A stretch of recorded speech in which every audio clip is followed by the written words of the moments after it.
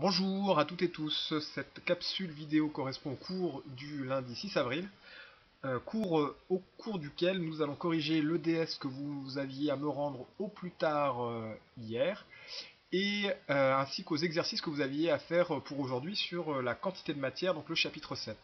Donc premier exercice, on vous dit que vous avez un parachutiste qui s'élance d'un hélicoptère en vol stationnaire. La vitesse du parachute est mesurée par rapport au sol et elle évolue au cours du temps. La chute se fait initialement parachute fermé. Et donc on commence ici, vous avez le profil d'évolution de vitesse du parachutiste. Vous avez quelques positions du parachutiste qui sont représentées. Et on arrive aux questions. Alors, dans quel référentiel les valeurs de vitesse ont-elles été mesurées? C'est dit ici, mesurées par rapport au sol, donc le sol c'est un référentiel terrestre. Changeraient-elles si elles étaient mesurées par rapport à l'hélicoptère en vol stationnaire? Eh bien, l'hélicoptère en vol stationnaire a une vitesse nulle par rapport au sol, donc ça nous donnerait exactement le même profil de vitesse, c'est-à-dire que le parachutiste s'élance avec une vitesse nulle, sa vitesse croît d'abord, puis diminue brutalement quand on ouvre le parachute, et ensuite devient constante. Repérer sur le graphique trois phases distinctes du mouvement du parachutiste et préciser pour chacune la nature du mouvement. On l'a dit, ici on a un mouvement accéléré, parce que la vitesse augmente. On peut dire rectiligne accéléré, en faisant l'hypothèse que la trajectoire du parachutiste est une droite, parce que on peut faire cette approximation-là. Donc mouvement rectiligne accéléré dans toute la première partie. Deuxième partie, mouvement rectiligne toujours mais ralenti. Et enfin, à partir de 30 secondes, on voit que la vitesse n'évolue plus, donc mouvement rectiligne toujours, mais uniforme, puisque la vitesse est constante. Donc rectiligne accéléré de 0 à 23 secondes à peu près, rectiligne ralenti de 23 secondes à 30 secondes, et rectiligne uniforme de 30 secondes à 35 secondes. Alors, vous deviez construire sur le sujet dans la position P1 le vecteur vitesse V1 et dans la position P2 le vecteur vitesse V2. L'échelle était fournie. Alors, P1, donc c'est la position du parachutiste au bout de 5 secondes, puisqu'on vous dit qu'on prend toutes les 5 secondes à partir de t égale 0. Donc à 5 secondes, on repère ici sur le profil de vitesse, on voit qu'on a une vitesse de 40 mètres par seconde, ce qui nous fait un vecteur vitesse de norme 40 mètres par seconde. Sa direction, c'est tangent à la trajectoire, donc là, c'est la verticale. Le sens, c'est celui du mouvement, donc vers le bas. Et donc la norme 40 mètres par seconde, comme on a une échelle de 1 cm pour 20 mètres par seconde, ça nous fait 2 cm pour le vecteur. Donc on met l'origine du vecteur en P1 et un segment fléché de 2 cm orienté vers le bas, ici.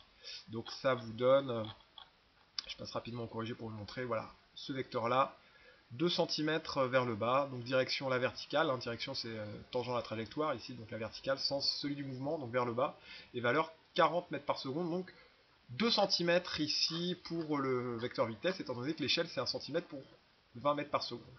Pour V2, au point P2, donc on est au bout de 10 secondes. 10 secondes, on regarde sur le graphique ici, profil de vitesse, on prend 10 secondes ici, l'abscisse, on reporte. Ça nous fait 50 mètres par seconde, donc même chose, mais un vecteur de norme 50 mètres par seconde, direction toujours tangent à la trajectoire, donc toujours la verticale, sens toujours celui du mouvement, donc toujours vers le bas. Et la longueur du segment fléché ne sera plus de 2 cm, mais comme notre vecteur vitesse a une norme de 50 mètres par seconde, eh bien la longueur du segment fléché sera de 2 cm 5, 2,5 cm ici. Dernière phase, phase 3 du mouvement, comparer le vecteur vitesse moyenne du système et le vecteur vitesse en un point du système. Et bien dans cette dernière phase, nous avons dit que le mouvement était rectiligne uniforme. Ça signifie que le vecteur vitesse, il est constant.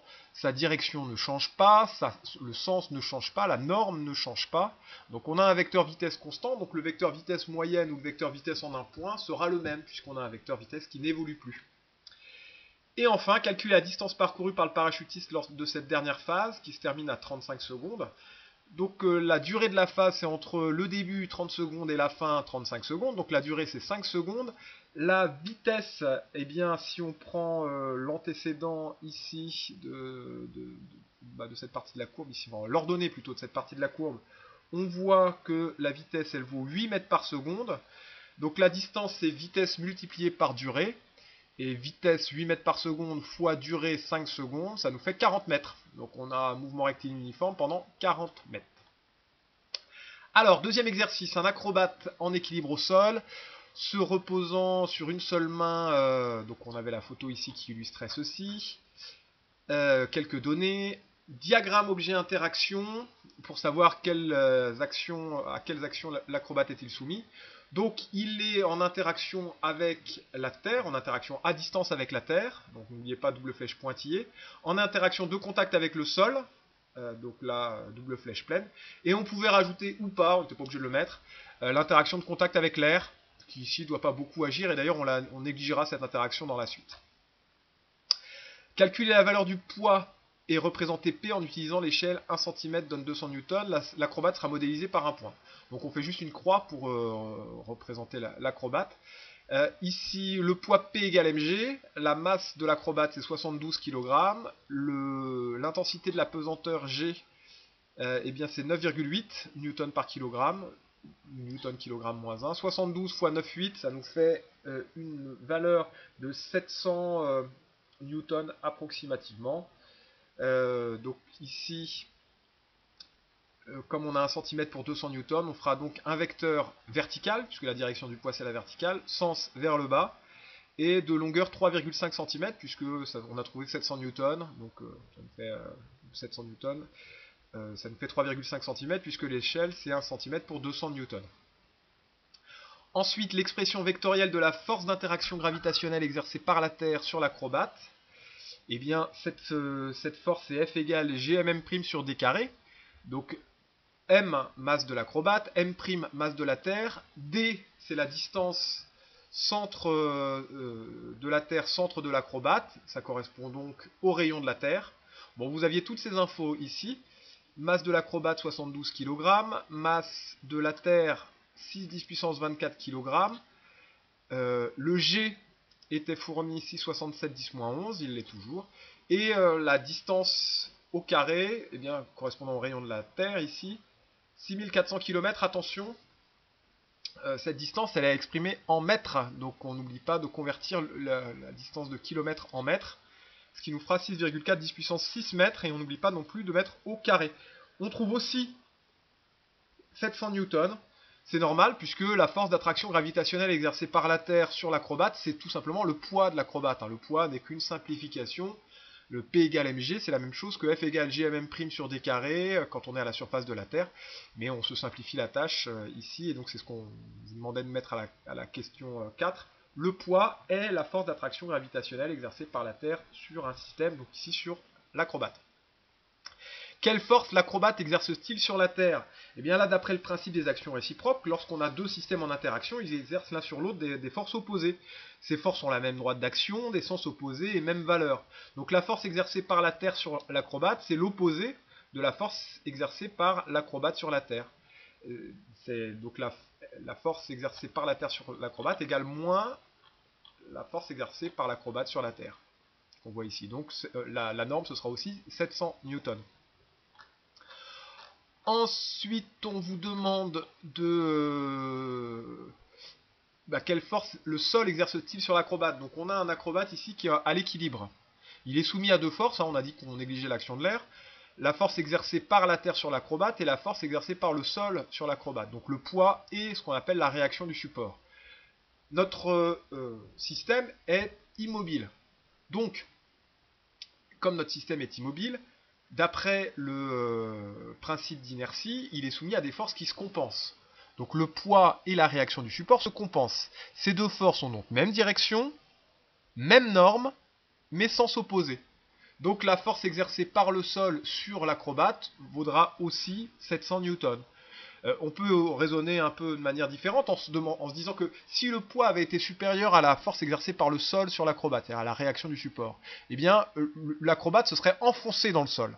Si la réaction du support avait été supérieure au poids, l'acrobate aurait décollé. Là, il ne se passe aucune de ces deux choses, l'acrobate reste à l'équilibre, donc les deux forces se compensent. Et on vous demandait ensuite de représenter la force modélisant l'action du sol sur l'acrobate sur le schéma précédent, le schéma de la question 2.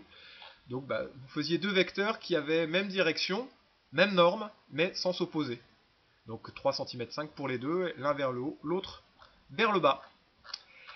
Nous passons maintenant au dernier exercice. Vous aviez, donc on vous disait que des scientifiques préparant une mission sur une planète ressemblant à la Terre mais dépourvue d'atmosphère étudient un robot lanceur de projectiles. La simulation est représentée ici. Donc on voit des points qui s'élèvent vers le haut puisque le robot lance un projectile vers le haut.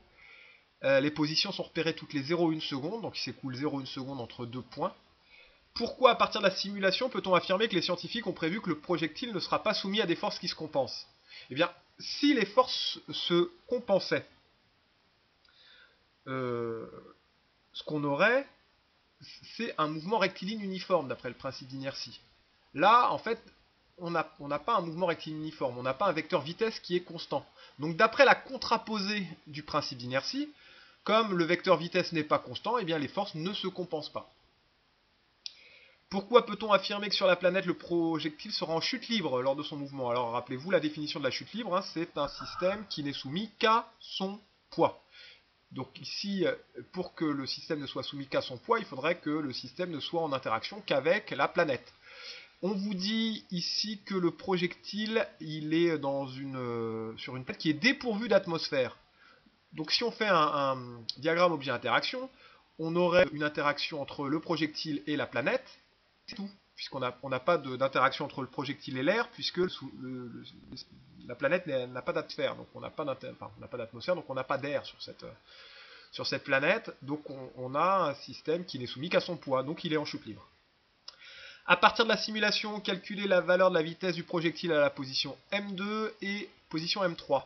Donc pour la position M2, vous prenez M2, M3 divisé par delta T 0,1 seconde. Alors M2, M3, on a l'échelle ici, on voit que sur l'échelle 1, 2, 3, 4, 5 petits carreaux, ça fait 0,5 mètres. Donc un petit carreau fait 0,1 mètre.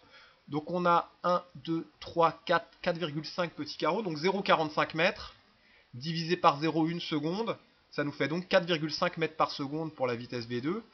Et pour la vitesse en M3, là on a 1, 2, 3, 4 petits carreaux, donc 0,4 mètres, toujours en 0,1 seconde. Donc 0,4 divisé par 0,1, ça nous fait 4 mètres par seconde pour la vitesse en V3. Représenter maintenant ces vecteurs au point M2 et M3. Donc la direction du vecteur c'est tangent à la trajectoire, sens celui du mouvement. Donc là on va avoir un vecteur vertical vers le haut pour V2. Et alors on va choisir une échelle. On a dit qu'on avait 4,5 mètres par seconde. On peut prendre par exemple 1 cm pour 2 mètres par seconde. Donc ça nous fera un vecteur de 2,25 cm de long pour V2 et un vecteur de 2 cm de long pour V3. Et enfin, dernière question, la variation du vecteur vitesse entre les positions M2 et M3 est-elle en accord avec un mouvement de chute libre? Donc on voit que la variation entre M2 et M3, le vecteur vitesse diminue. Enfin, la norme du vecteur vitesse diminue, pour être plus précis. Donc on a un vecteur vitesse qui n'est pas constant. Donc d'après la contraposée du principe d'inertie, on a un système qui n'est pas soumis à des forces qui se compensent.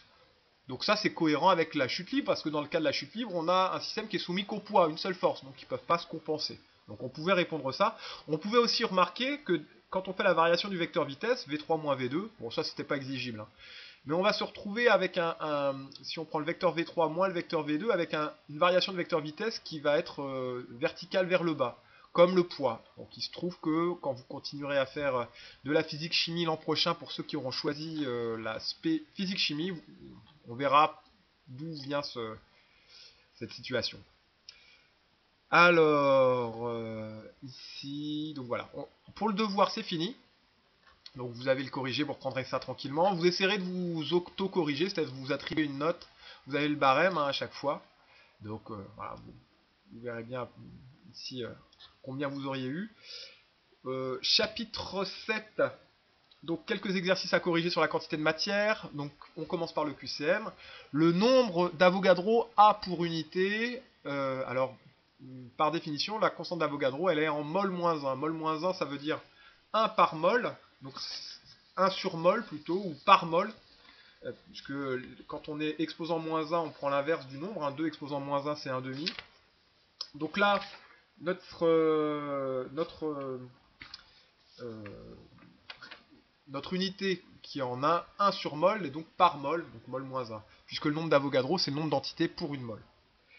Deuxième question, une mol peut représenter 10 moins 23 kg. Non, c'est pas possible, ça nous ferait beaucoup moins d'une molécule d'eau. 0,0000001 molécule d'eau, donc on aurait ben, un nombre très petit de molécules d'eau. Or, dans une mole d'eau, on a énormément de molécules. Hein, on l'a dit, hein, une mole, c'est 1 million de fois le nombre de secondes qui s'est écoulé depuis le Big Bang. C'est colossal. Une mole peut représenter 6,02 10 puissance 23 atomes de fer, bah là c'est bon. Et une mole peut représenter 10-26 kg d'ion-chlorure. Non, 10-26 c'est l'ordre de grandeur de la masse d'un proton. Donc là non, ça c'est faux. Donc la réponse B était la bonne. Une mole, hein, ça permet de ramener de l'échelle microscopique à notre échelle à nous. Donc là, 10-26 kg c'est pas à notre échelle, hein, pour les ions-chlorure. En fait, en ion-chlorure, ça nous ferait à peu près 35 grammes d'ion-chlorure pour une mole. Donc là, non, ça ne correspond pas, on n'est pas à notre échelle. 2,4 10 puissance 24 molécules correspondent à... Alors, la constante d'Avogadro, c'est 6,02 10 puissance 23. C'est le nombre d'entités qu'on a dans une mole. Pour avoir le nombre de moles, on prend le nombre total de molécules et on divise par le nombre d'entités qu'on a dans une mole. Donc 2,4 10 puissance 24 divisé par 6,02 10 puissance 23, ça va nous donner le nombre de moles. Hein. On prend le nombre de molécules et on divise par le nombre d'entités qu'on a dans une mole. Bah, ça fait 4. Donc 4 moles, c'est la réponse C. Si on avait eu 2 moles, on aurait eu 2 fois 6,02 10 puissance 23, donc 12 10 puissance 23, donc 1,2 10 puissance 24 molécules. Pour 3 moles, 3 fois 6,02 10 puissance 23 molécules, donc 1,8 10 puissance 24 molécules, non c'est bien 4 moles. Alors on continue avec l'exercice 16. Combien y a-t-il de molécules d'eau dans une bouteille de 1,5 litre? Alors, on vous dit que la masse volumique de l'eau c'est 1 kg par litre. Ça, la masse volumique, vous vous souvenez, c'est la masse de l'échantillon divisée par le volume de l'échantillon. Donc ici, ça signifie que la masse d'eau, ce sera la masse volumique de l'eau multipliée par le volume d'eau. Hein, comme ρ égale m sur v, m, la masse, est égale à ρ, la masse volumique, fois le volume. Donc ici, la masse, ça nous fait 1 kg par litre fois 1,5 litre, donc ça nous fait 1,5 kg. Ça, c'est la masse de toutes les molécules d'eau. Pour trouver le nombre de molécules d'eau, il va falloir prendre la masse de toutes les molécules d'eau et diviser par la masse d'une molécule d'eau. Alors, une molécule d'eau, vous devez le savoir, c'est H2O. Elle est donc composée de 2 atomes d'hydrogène et d'un atome d'oxygène. Donc la masse d'une molécule d'eau, ça va être 2 fois la masse d'un atome d'hydrogène, plus 1 fois la masse d'un atome d'oxygène. Cette masse d'une molécule d'eau, ça nous fait 2,99 10-26 kg. Ou disons 3 10-26 kg si on arrondit. Donc le calcul, le nombre de molécules, ça va être la masse de toutes les molécules d'eau, donc 1,5 kg, divisé par la masse d'une molécule d'eau, 3 10 puissance moins 26 kg. Et donc on va se retrouver avec un nombre colossal, hein, c'est 5 10 puissance 25 molécules d'eau. 5 10 puissance 25, pour se rendre compte de ce qu'il s'agit, c'est 50 millions, 2 milliards de molécules d'eau. 50 millions, 2 milliards, 2 milliards. Ça parle à personne. Hein. Personne ne peut se rendre compte de ce que c'est. Ce nombre est tellement grand, c'est pour ça qu'on compte en mol. Alors justement, question 2, quelle est la quantité de matière correspondante? La quantité de matière, c'est petit n, c'est le nombre de moles.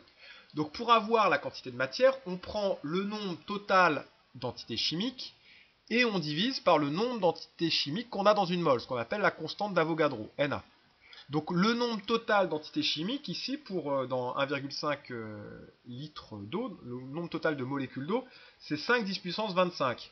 La constante d'Avogadro, c'est 6,02 10 puissance 23. Donc la quantité de matière, c'est le nombre d'entités chimiques total divisé par le nombre d'entités chimiques qu'on a dans une mole. Donc ça nous fait 5 10 puissance 25 divisé par 6,02 10 puissance 23. Et ça nous donne 83 moles. Bon là, c'est un nombre qu'on se représente, 83, on voit bien ce que c'est, quoi. Et donc dans 1,5 litre d'eau, on a 50 millions de milliards de molécules d'eau, ça nous parle pas du tout, mais on a 83 moles, ça on voit bien, 83, c'est un nombre qu'on arrive à manipuler. C'est pour ça que les chimistes ont choisi d'introduire la mole, pour compter par paquet d'entités identiques, qu'ils ont appelé la mole. Et du coup, pour terminer, combien cela fait-il de moles d'atomes d'hydrogène d'oxygène? Alors, dans la molécule d'eau, on a 2 atomes d'hydrogène et 1 atome d'oxygène. Ce qui veut dire que si on a 1 mol d'eau, on aura 2 mols d'hydrogène, on aura 1 mol d'oxygène, puisque dans la molécule d'eau, on a 1 oxygène et 2 hydrogènes. Donc là, si on a 83 mols d'eau, eh bien, on aura 2 fois 83, c'est-à-dire 166 mols d'hydrogène, et 1 fois 83, c'est-à-dire 83 mols d'oxygène. Puisqu'on a 2 hydrogènes et 1 oxygène dans une molécule d'eau, eh bien, si on a 83 mols de molécules d'eau, on aura 166 mols d'atomes d'hydrogène et 83 mols d'atomes d'oxygène. Donc là, tout ça c'est décrit dans le corrigé. Alors, on vous dit ensuite, dans un plat, on ajoute 3 pincées de sel et 2 morceaux de sucre.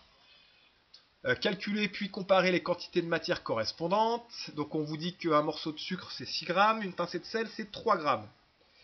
Donc vous devez calculer les quantités de matière. Alors là, je rappelle les étapes.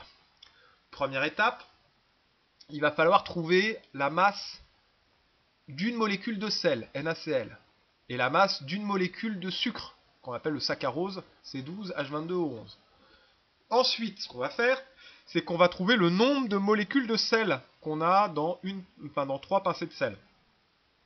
Donc, une pincée de sel, c'est 3 grammes, 3 pincées de sel, c'est 9 grammes. Il va falloir qu'on convertisse ça en kilogrammes. 9 grammes, ou 9, 10, moins 3 kilogrammes, c'est la masse de toutes les molécules de sel. On va diviser par la masse d'une molécule de sel, NaCl, et on aura comme ça le nombre de molécules de sel NaCl. Et on divisera ensuite par 6,02 10 puissance 23, c'est-à-dire par le nombre de molécules qu'on a dans une mole, et comme ça on aura la quantité de matière. Donc je récapitule. On commence par trouver le nombre de molécules de saccharose ou de sel. Pour ça, on prend la masse de toutes les molécules de saccharose. Donc si on reprend l'exemple avec le saccharose, comme on a 2 morceaux de sucre, toutes les molécules, ça nous fait 12 grammes, donc 12, 10, moins 3 kg. On divise par la masse d'une molécule de saccharose. Alors là, c'est C12H22O11, donc ça fera 12 fois la masse d'un carbone, plus 22 fois la masse d'un hydrogène, plus 11 fois la masse d'un oxygène. Donc, quand on prend la masse de toutes les molécules de saccharose et qu'on divise par la masse d'une molécule de saccharose, on a le nombre de molécules de saccharose. Bon. Ce nombre, il va être énorme, colossal. Pour avoir la quantité de matière en mol, on va prendre ce nombre colossal et on va diviser par le nombre d'entités qu'on a dans une mole. La constante d'Avogadro, 6,02 10 puissance 23. Et on aura la quantité de matière. Donc c'est ce qu'on vous explique ici. Là, on calcule la quantité de matière de NaCl en faisant 9 10 moins 3 sur la masse d'une molécule de NaCl. On calcule la quantité de matière de saccharose en faisant 12 10 moins 3 divisé par la masse d'une molécule de saccharose. La masse d'une molécule de saccharose, elle est calculée ici. 12 fois la masse d'un carbone, plus 22 fois la masse d'un hydrogène, plus 11 fois la masse d'un oxygène. Et ensuite, eh bien, on divise par 6,02 10 puissance 23, c'est nombre très très grand. On trouve 0,15 mol pour le NaCl et 0,035 mol pour le saccharose. Eh bien, conclusion, on a beaucoup plus de sel que de saccharose. Même si en masse, eh bien, on avait plus de saccharose que de sel, en nombre de molécules, on aura plus de sel que de saccharose, parce que la masse d'une molécule de sel est plus petite que la masse d'une molécule de saccharose. Alors, le 23, on vous disait que vous aviez de l'or 22 carats.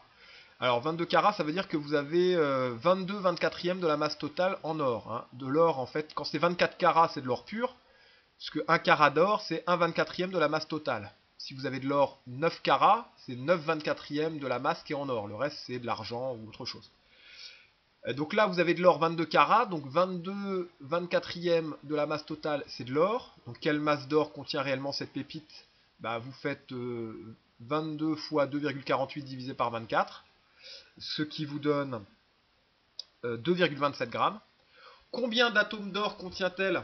Vous avez la masse d'un atome d'or, donc vous prenez les 2,27 grammes que vous convertissez en kilogrammes, donc 2,27 10 moins 3 kg, divisé par la masse d'un atome d'or, 3,27 10 moins 25 kg. Donc on prend la masse de tous les atomes d'or, divisé par la masse d'un seul atome d'or, et on a le nombre d'atomes d'or dans la pépite.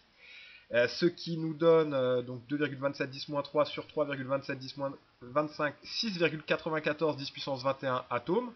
C'est colossal, hein. On a près de 7000 milliards d'atomes. Donc, compter ça, c'est très difficile. Pour avoir la quantité de matière, on divise le nombre de tous les atomes d'or par le nombre d'atomes qu'on a dans une mole, qu'on appelle la constante d'Avogadro. Donc on divise 6,94 10 puissance 21 par 6,02 10 puissance 23, et là ça nous donne 1,15 10-2 mol, c'est-à-dire 0,0115 mol, qui est un nombre à notre portée qu'on arrive à manipuler. Voilà, c'est tout pour aujourd'hui. Bon travail, bon courage. Si vous avez des questions, n'hésitez pas à utiliser l'ENT et n'hésitez pas non plus à participer à la classe virtuelle du vendredi. Je vous remettrai le lien sur l'ENT. Bonne journée, bon courage et à bientôt.